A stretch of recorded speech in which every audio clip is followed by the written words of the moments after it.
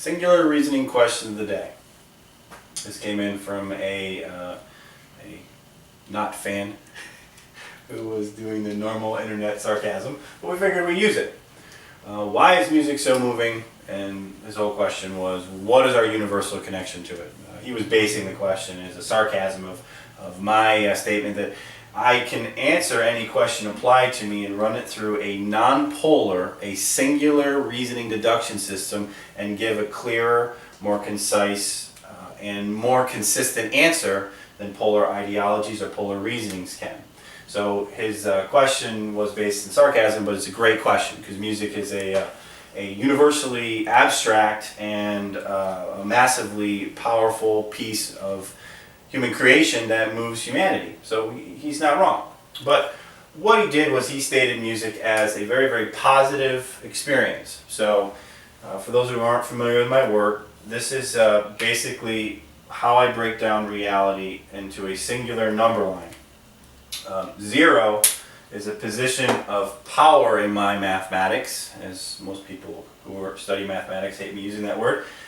It is a unit of control, function, where purpose and necessity is executed.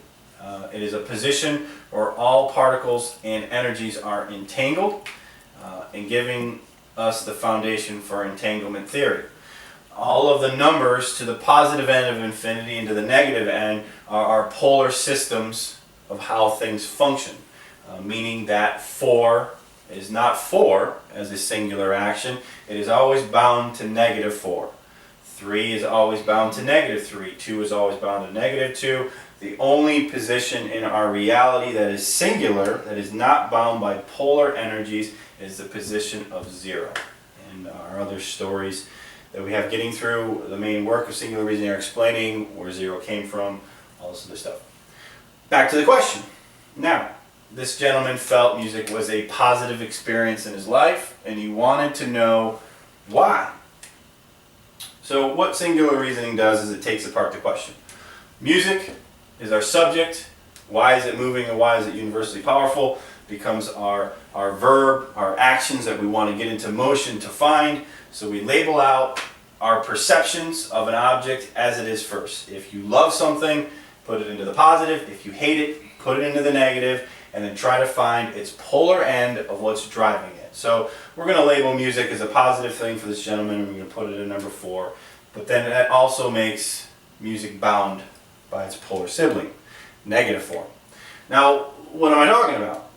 Well, this is the same thing that happens as the next pop song comes out, and you're just truly in love with the song. And by about the 4,000th time the radio station plays it that day, you hate the song. How'd that happen? How does something go from being so inspirational and so moving to sandpaper on your soul? This energy exchange happens in our relationships, happens in our jobs, and all of our personal decision making. It's because we didn't approach the subject matter from an indifferent position to properly label it as we move forward.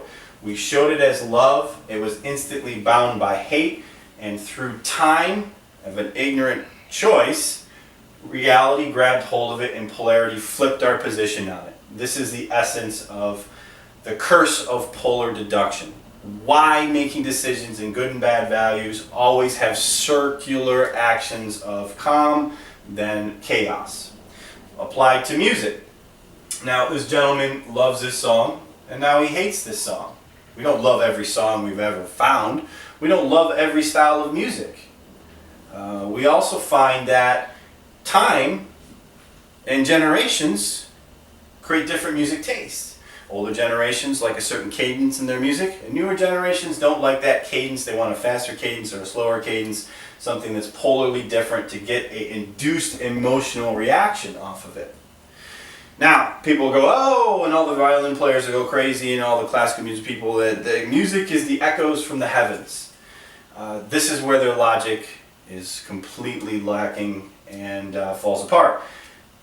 There's nothing of nature that comes in a consistent pattern. If you have something that comes naturally to us, it is in a random state of chaos.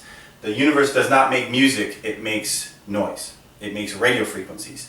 Music is an established system of cadence. It has a pattern to it. We find comfort in the pattern. Music today is a pattern interlaced with what I am labeling as the disciples of Shakespeare. We have verse intertwined in the pattern. So you have a speaking verse, you have a musical cadence through a audio tone.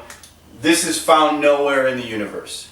If it is found in the universe and somebody finds this in the universe, somebody should call NASA or somebody should get a grant together because you have found extraterrestrial life within the universe. So, universal form of music doesn't exist outside of human creation. It is a creation through humanity. Now, how did I see that? I stood at 0. I was not emotionally impacted by the song. I left my 0 position on my subject matter of music and I looked for parallels. I looked for other 0 points that could help me make a correlation from a neutral position. So I went out and I found, hey, why is music so universally empowering from the skies and the heavens? And I went to the skies and the heavens and I made a new subject matter and I measured it. So here's my skies and my heavens. I keep messing that up.